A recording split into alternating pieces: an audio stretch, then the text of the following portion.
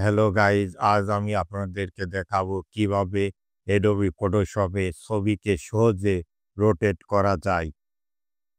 এক ক্লিকে আপনারা ছবিকে রোটেট করতে পারবেন।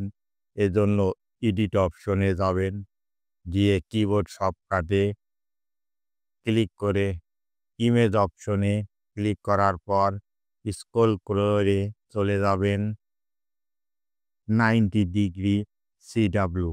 এখানে যে কোনো একটি কিবোর্ড কি যোগ করবেন। আমি এখানে F2 কিবোর্ড যোগ করলাম। এবার অ্যাকসেপ্ট করবেন, করে ওকে বাটনে ক্লিক করবেন। এবার আমাদের ছবি এক ক্লিকে রোটেট হবে।